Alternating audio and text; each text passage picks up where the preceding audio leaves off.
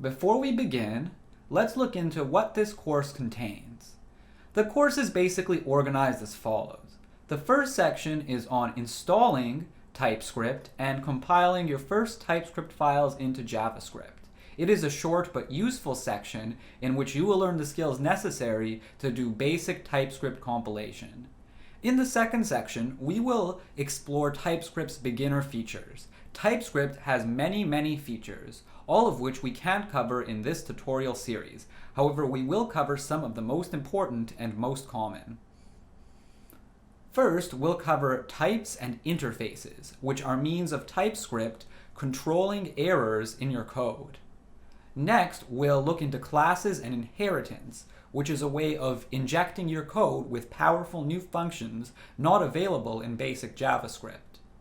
Finally, we'll look into modules and explore sharing code between TypeScript files.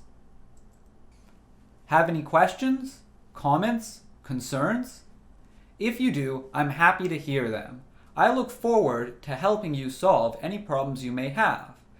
In order to contact me, open a discussion on the course page saying clearly what problem you may have. Some of the technologies we are using, such as NPM, TypeScript, and Node, are known to behave differently on different platforms. So don't feel like because you get an error, you did something wrong. Sometimes it just requires some special, additional troubleshooting to get it to work. In case you don't want to open a discussion, you can always send me a message via the course page. And remember, if you see an open discussion and you know how the person can solve their problem, remember to help them. You may have a unique overview that allows you to help someone even more than I could. So be sure to help and remember to be extra nice and always start with something positive if you are going to be troubleshooting someone else's code. Finally, just before we begin, just so that you know, this is a course that's appropriate for PC or Mac. We're going to be doing a lot of live coding in this course, so if you'd like to code along at home, just make sure you have Chrome and Node.js installed.